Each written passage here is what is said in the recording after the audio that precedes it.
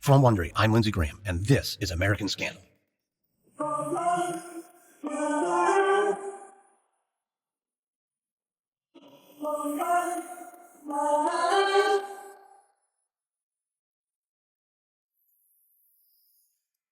This is the last episode on our series on the Exxon Valdez disaster. Just past midnight on March 24th, 1989, the Exxon Valdez struck a reef in Prince William Sound. At first, hundreds of thousands of gallons of oil poured into the clear blue water. Then, it was millions. The supertanker bound for Long Beach, California, ran aground about 22 miles south of Valdez early Friday morning after loading a cargo of 1.25 million barrels from the Alaska pipeline. Oil poured into the Sound at the rate of 20,000 gallons an hour for 12 hours. At the time, the spill was the worst man-made ecological disaster in the country's history. Emergency workers and response teams were dispatched to the ship to contain the flow and clean up what oil they could. A 5-mile-long oil slick is moving out to sea. Exxon is flying in 3 plane loads of cleanup crews from around the world to help contain the spill.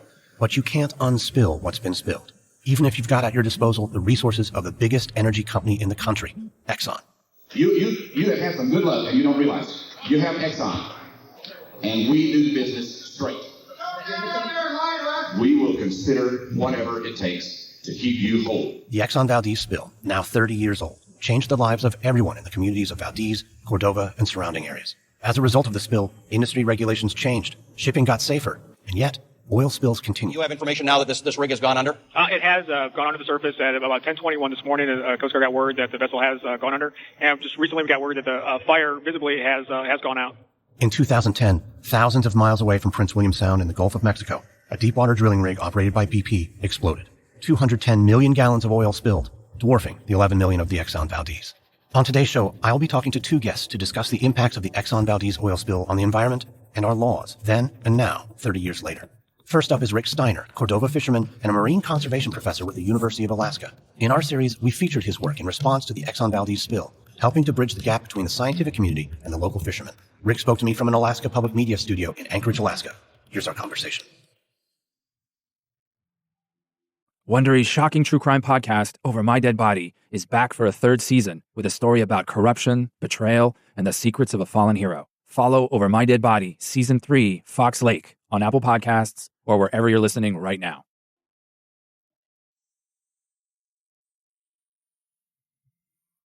Rick Steiner, welcome to the show. Thanks very much. Glad to be here. Now, even before the spill in 1989, you were worried about the possibility of a spill in Prince William Sound. What caused your concern? Well, just the fact that the pipeline had been built across Alaska to a marine terminal in Prince William Sound and all of this oil being hauled by single-hulled tankers through Prince William Sound was an obvious risk. The fishermen of Prince William Sound actually knew about this risk back in the early 70s and objected to the whole construction project. They wanted it built across to Canada and kept in pipelines rather than in super tankers going through Prince William Sound. And even several years prior to Exxon Valdez, we knew that there was a risk of a large oil spill. And I tried to establish a Citizens Advisory Council that would provide stakeholders, fishermen, Alaska Native peoples, communities, NGOs, an oversight role to help government and industry be safer. And the oil industry didn't want it, and the state government and federal government didn't want it at the time. So we were unsuccessful. And I still believe to this day that had we been successful establishing that citizens oversight capability prior to the Exxon Valdez, it likely never would have happened because we would have seen the risks and fixed them. What was your suspicion of tankers as opposed to a pipeline? One could argue a pipeline has many, many more points of failure than a tanker does. It's actually, in our view, in the risk analysis, it's the opposite. Tankers are a large volume, 1 million plus barrels of oil, tens of thousands of tons of a very toxic, persistent chemical fluid, and a single-hulled vessel operated by individuals on the bridge that are fallible, with a vessel traffic system theoretically monitoring the tanker's transit. And there's so many different points of potential failure in that it's easy to have a tanker disaster. Pipelines are generally and historically a lot safer way to transport hazardous fluids. Regardless, they decided it was better to build the pipeline across Alaska, have a marine terminal in Valdez, and ship all this North Slope oil out of Alaska on supertankers out of through Prince William Sound. We knew that was a risk. The fishermen locally knew it was a risk. They thought it was inevitable that at some point people would mess up, equipment would fail, human error would come into the system, which is exactly what happened, giving us a catastrophic oil spill that we're still seeing the results of 30 years later. Well, let's go back to the moment of the spill. What do you remember about that day? When were you first notified? I got a call. I was the University of Alaska's marine advisor for the region, stationed in Cordova, a small fishing town, not connected by road, but a small fishing town on southeastern Prince William Sound, stationed there for many years prior to the spill. And I got a call early that morning that there was a tanker aground at Bligh Reef. And I immediately chartered a plane, got up over the tanker, went to Valdez, landed there. The fumes, even from the oil spilling from the Valdez that morning, were, even at 1,000 feet altitude, were pretty, they made your eyes water. There was absolutely no response out there, no containment attempted, which was a promise by the oil companies that they would have an immediate response to such a thing. In Valdez, immediately found the Exxon command center that they were just setting up at a coastal hotel there. Walked through the door. There was no security at the time. Introduced myself to the president of Exxon Shipping, and they didn't know a thing about what to do locally. We knew some things locally, and they immediately, with the Coast Guard, the state of Alaska, Exxon, and ourselves, a few local fishing representatives, formed an emergency command team that then directed the response for the first month. But it was obvious very soon on, within 2 or 3 days, there was a large northerly windstorm that blew up, 70, 80 knot winds that just blew the oil all over every place in Prince William Sound. And there was no containment possible after that. So we knew fairly quickly that this was a catastrophe that could not be responded to effectively.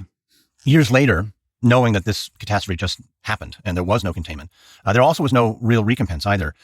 You staged a blockade of the Sound. How did that come about? Oh, well, that was a multifaceted effort. It was basically, I think, in 92 or 93, 2 or 3 years after the initial oil spill. And not only had the wild salmon runs, the hatchery salmon runs, the wild salmon runs failed, but also the hatchery salmon runs failed that summer. And the fishermen could see a very, very dark, uncertain future. Some of it, if not most of it, due to the Exxon Valdez oil spill.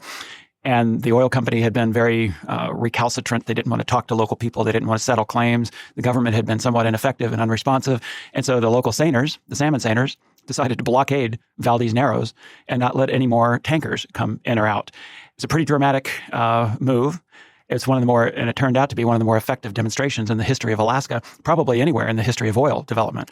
So a bunch of seine boats, these 58-foot vessels, about probably 30 or 40 of them. We got them together and they formed a blockade. And several tankers were not admitted, and several that were loading at the port could not exit. And so the tanks at the terminal were filling up. It lasted for a day or two, and it made the point. Secretary of Interior Bruce Babbitt at the time came to Valdez. I was an intermediary between the oil industry, the government, and the fishing industry on this, and it was resolved in a peaceful way. No one was arrested. No one got hurt.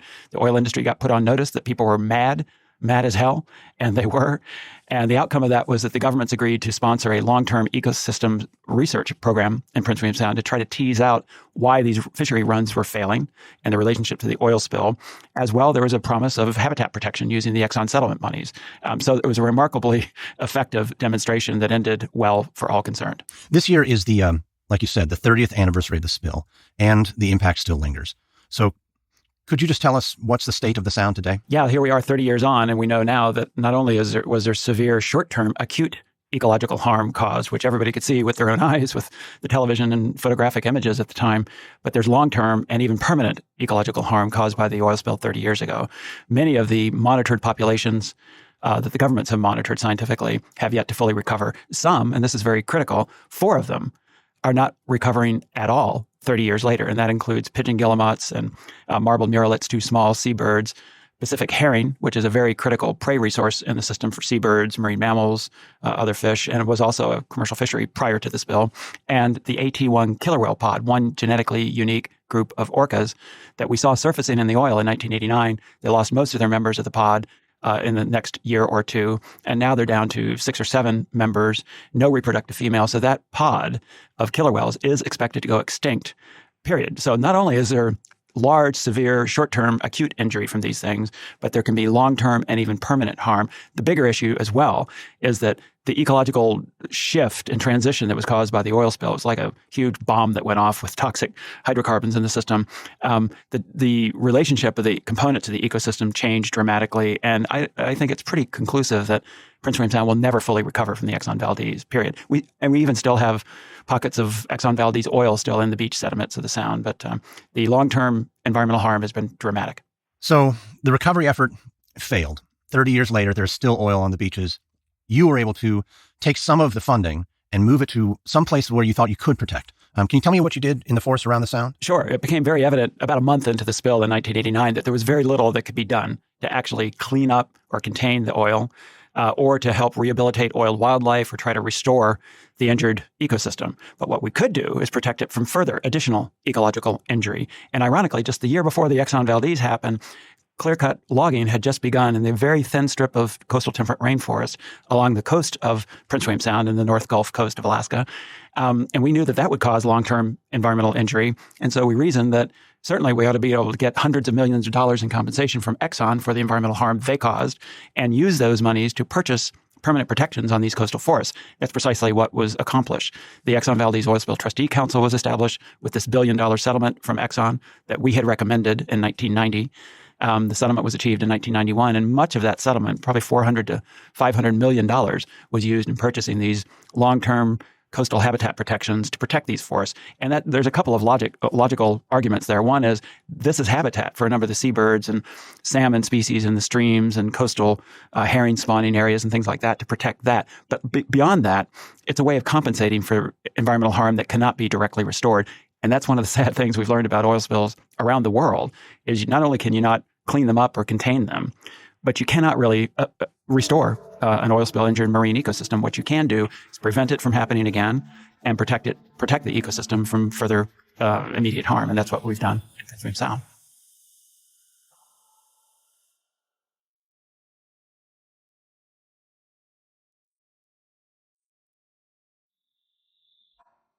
In addition to the vast ecological damage, there are the people of Cordova and other towns around the Sound. You say that even just 1 month after the spill, it was obvious that very little could be done. I have to imagine in the moment, after the shock, perhaps even the rush of crisis, that this dawning realization struck these towns hard. Can you just tell us what it might have been like to be in Cordova and realizing that their livelihood might be over? That affected everybody in a devastating way, particularly those small communities within the oil spill region, Alaska Native villages and fishing towns, whose entire self-identity is harvesting fishery resources from the region and also other marine resources. And the whole sense of place was turned upside down. The focus on the future, uncertainties involved in what the future might be and whether things would restore to normal in the future was really up in the air. And so Cordova became what social psychologists call a toxic community, a corrosive community. There was substance abuse and spousal abuse, and that we had suicides and a lot of anxiety disorders and such, and those persisted for several years. And then you had the litigation on top of that, in which the fishing industry and Alaska Native communities pursued private litigation in U.S. District Court, got a $5 billion punitive verdict a few years later, but then Exxon did what Exxon does, and they appealed it for a decade, whittled it down ultimately to maybe a tenth of that. And so people felt very betrayed by the judicial process. They felt betrayed by government. And so there was this long-term sense of betrayal and anxiety. And I will tell you that the people I know that are in Prince William Sound now will never again trust the oil industry and their promises. So we were successful at Citizens Advisory Council after the oil spill. And so there's a mechanism of communication now between the local stakeholders and the oil industry and the state and federal government that was not there beforehand. So we got things pretty well worked out in Prince William Sound. We have now double-hull tankers, a better vessel traffic system, tug escorts escorting every loaded tanker out through the Sound to the ocean entrance, and the Citizens Oversight Council. But what we haven't done is taken that lesson and applied it elsewhere, like at the Aleutian Islands and the Bering Strait and during the Arctic shipping season and such. So we've learned our lesson and applied those hard-learned lessons in the Sound, but not taken it elsewhere very, very effectively. Do you know of any who were in Cordova in 1989 who stayed and are there now? How have they rebuilt? Well, the psyche of the town tends to revolve around the salmon, the fishery economy. And if the fishing has been good, people feel good. They have a restored sense of identity and place and confidence in the future. If fishing has been bad, that confidence and self-identity tends to erode and become a little more fractured. And this last year was a pretty bad year for the Copper River fishery. And that's been a hard hit for the local people there. Plus, they have this residual lingering memory of the Exxon Valdez and how government and industry had made all these promises that they then betrayed immediately upon construction of the pipeline in the 1970s, leading to the Exxon Valdez, which they knew was inevitable if they didn't get it right. So there's this lingering sense of distrust with government and the oil industry, and I think in a very justified way. So people rebuilt in Cordova, and they feel good when there's a good fishing year, but they also know that it's possible to have another one of these. As safe as we've got the oil transport system in the Sound right now, it could happen today again, even with all the safeguards in the system. So that's at the back of everyone's mind as well. And if it happens again, it's just going to be another chaotic few decades for the region. So in hindsight, I think a lot of us feel that the pipeline should never have been built across Alaska. It should have to a marine terminal in Valdez. It should have connected across to Canada, which was the other proposal in the early 1970s, and run through pipelines down to the Midwest. So, but that's hindsight. But we can use some of the lessons of hindsight and how we go forward, I think. Well, let's talk about that. Let's use the lessons of hindsight. How do we go forward? Well, I think when I look back at this in the hindsight of 30 years, I think our glass is about a quarter full and 3/4 empty. We've fixed some of the proximate causes of the oil spill in Prince William Sound. Well, now we have legislated double hull tankers in all the U.S. oil fleets and phase in globally based on our experience here. We have a better vessel traffic system, tug escorts, citizens oversight, better liability regimes, better watch-standing protocols on the bridge of these tankers, all sorts of things in the Sound itself, but we haven't applied those lessons elsewhere in other waterways in the United States. We need to. And then the bigger picture is, in the last 30 years, we've 1989, when the oil spill happened, the world was using about 60 million barrels of oil a day. We knew at the time climate change was a growing risk. Oil was finite. We had to start developing a national energy strategy that would reduce our reliance on this finite, hazardous substance. We called for a national energy strategy at the time, and the governments promptly ignored us. And today, 60 million barrels a day in 1989. Today, we're using about 100 million barrels a day globally. Energy use has increased about 30%. Atmospheric CO2 has increased from 350 parts per million in 1989 now to over 410 parts per million. We've lost about 30% of the Arctic sea ice in that time period. We've lost thousands of species to extinction. Hundreds of millions of forests have been lost as far as habitat. So the global environmental picture has gone from bad to catastrophic. And we've always hoped that events like Valdez and the Deepwater Horizon, Chernobyl, Bhopal, Fukushima and such would sort of galvanize public consciousness around the short-term injuries that we're causing through our industrial paradigm to the environment, but also in the larger picture to the big, chronic, cumulative day after day degradation and develop a new economic paradigm that's environmentally sustainable. We have failed on that. And that, we can no longer afford to ignore. So we've got some heavy lifting to do on our energy, climate, biodiversity, contaminants, population, resource production and consumption levels to make sure we have a sustainable future. And we have not done that work. Rick Steiner, thank you so much for talking to me today. Absolutely. Thank you very much, folks.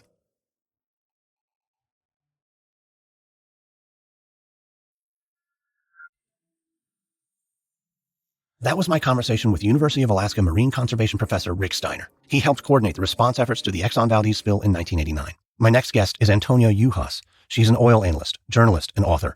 Her most recent book is Black Tide, The Devastating Impact of the Gulf Oil Spill.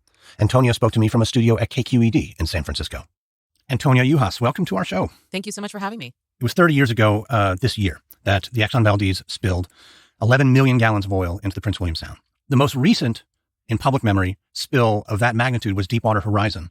They are similar, obviously, in some ways, that petroleum hit water, but they are different. One was a tanker spill and one was an oil rig explosion. But I was wondering, as you've covered both, do you think of them as related?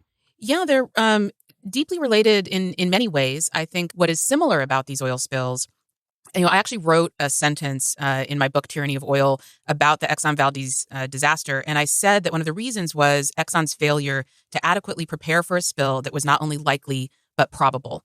I could have written the identical sentence about BP in 2010. What makes these disasters so similar is that they were not only predictable, they were predicted. The companies were warned for years preceding them that the risks that were involved, the dangers, what could lead to the disasters, and then what was necessary to adequately address the failures and the cleanup and the spills after they happened. And in both cases, neither company heeded those warnings, nor did any of their fellow companies, and predicted disaster happened.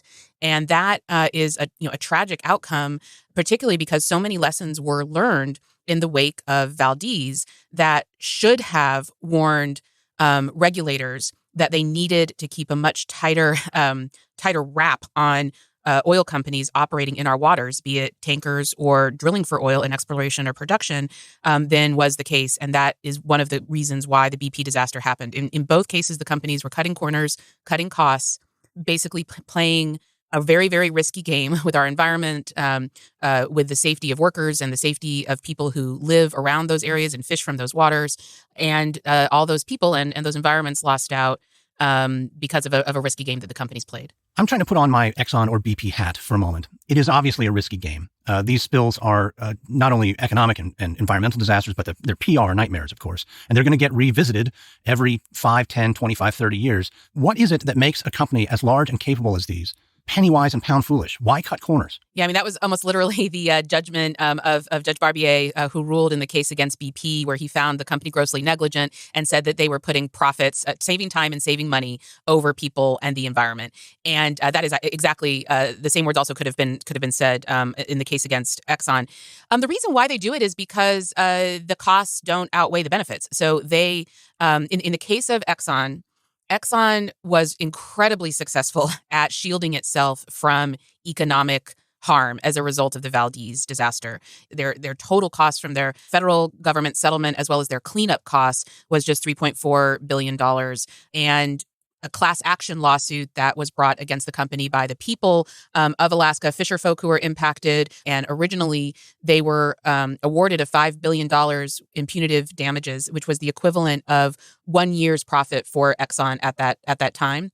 Exxon argued the case for 19 years, and they brought that court judgment against them down to just $500 million from $5 billion and 20 years later. So they ended up paying very little for what were the costs that continue to this day. So fishing is still impacted in Valdez to this day. Oil still seeps up on beaches to this day. And many people are still sick or have died from the impacts of pollution. So for them, there wasn't a significant cost. But there was a number of lessons that were learned as a result of the Valdez disaster that affected policy. So this was a very public disaster, as you say. There were, these incredibly stirring photographs, and it may have been the first really well photographed oil spill in world history. And I think that was very moving for the public. And it did lead to significant policy change. The most important policy change that then impacted the BP Deepwater Horizon disaster was passage in 1990 under the first President Bush of the Oil Pollution Act. And that was an attempt to learn a lot of the lessons of the failures that happened with the Valdez. And that put the federal government in a much more oversight role and driving role than it had been after the oil spill with the Valdez, where everything was really just left up to Exxon and there was very little oversight by the federal government. The Oil Pollution Act really changed the law to make it so that BP was forced to almost essentially put everything back the way it was before the disaster, or if it couldn't, pay for what was lost. They had to pay significant fines under the Clean Water Act. They had to alert the public. They had to pay communities that were impacted at the time for losses they were suffering at the time. And there was just a whole host of requirements placed on them that were not there at the time of Valdez and that were there because of legislation that passed as a result. And as a consequence, though I would certainly argue that BP did not end up paying anywhere near what their obligations should have been, they did end up paying in total something around $50 billion, which is, obviously a significant sum of money. And that would not have been the case had we not put in place legislation following Valdez. All right. I have to do a little math here because I'm interested in knowing what $50 billion is, adjusted for inflation, from 1989. Boy, billion has a lot of zeros. Okay, that's fascinating. So in comparison, that $50 billion that BP paid, Exxon paid $3.4 billion in 1989, which is just under $7 billion in 2018 dollars. So that's a 12-fold difference. But by scale, in terms of the just gallons of oil released, that doesn't seem to be, equitable. It certainly isn't. And I think, in both cases, like I said, neither company paid what the law should have required of them. So in both cases, they negotiated down their fines. If you put in a straight application of the laws they broke under the Clean Water Act, the Clean Air Act, Marine Mammal Protection Acts, they should have faced much higher fines. So BP had itself at the beginning of the disaster actually estimated that it would likely cost $60 billion. And then it came in under that. So BP at the end of the day maybe suffered a few bad years, but they have more than bounced back. And that's because the amount that they were required to pay was, at the end of the day, entirely manageable for them. Let's turn to some of the better impacts that these two disasters have yielded. Certainly, there's a greater public scrutiny, but also there are some laws and regulations. Can you go through some of the things that have been enacted that actually help and might prevent any of these from happening in the future?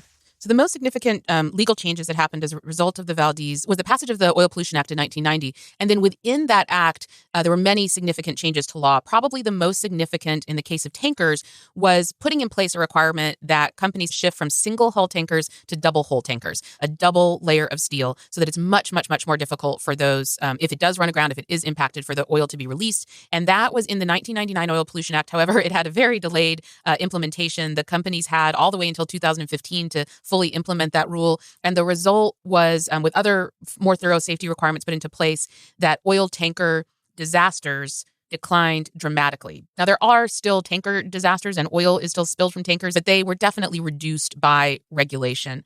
The other changes that happened were, as a result of the Deepwater Horizon disaster, it was obvious that there was dramatically inadequate oversight for offshore oil companies. And there were some new safety requirements and regulations that were beginning to be implemented. They were written, they were on the books, they were starting to be implemented under the Obama administration, and those were removed by the Trump administration. And the Trump administration has put forward a plan at the same time as reducing regulations and oversight. It's put forward a proposal to open up 96% of all U.S. federal waters to offshore drilling. So what do you worry about most? What should we be afraid of next? There's two things that I worry about. Exxon and BP are not only two of the largest oil companies in the world, they're two of the largest companies, period, in the world and in the history of the world. And if these companies can cause this scale of disaster, what is in store in the future as they move into even deeper offshore operations, as they continue to expand much more difficult drilling techniques like fracking, like going into tar sands, as oil becomes more difficult to get at and produce? How much worse could these disasters be, particularly at a time when we have an administration in the United States and now in other countries that are really seeking to aggressively roll back regulations of industry? So in that context, I'm very nervous about what the next disaster might be. But even beyond that, this isn't 1989. This isn't even 2010. We now know that we can't continue. Our climate cannot withstand this continued pursuit of oil without, freewheeling was the language that was used at the time of the Valdez for the behavior of the industry. This type of freewheeling operations, not only can we not withstand it when it's done safely, but we really can't withstand it when it's done unsafely. And we really need to be looking at, in many more contexts, are the costs really worth it? Are we really willing to take in all of this risk and all of these known devastating costs for getting at the last bits of oil? Antonia Juhasz, thank you so much for talking to us today on American Scandal. Thank you so much for having me. That was oil analyst and journalist Antonia Juhasz. You can read more of her work on the oil industry and the BP spill in Black Tide, the devastating impact of the Gulf oil spill. Next week on American Scandal, the Hare Krishnas was a movement that started with good intentions and a founder who wanted to help a generation of young Americans get closer to divinity. But when that founder died without naming a successor, ambitious followers turned on each other, leading the movement away from peace and higher consciousness and down a path towards crime, violence, and murder. From Wondery, this is American Scandal. I hope you enjoyed this episode. If you did, subscribe now on Apple Podcasts, Spotify, Google Podcasts, Wondery.com, or wherever you're listening to this right now. If you're listening on a smartphone, tap or swipe over the cover art of this podcast. You'll find the episode notes, including some details you may have missed. You'll also find some offers from our sponsors. By supporting them, you help us offer this show to you for free.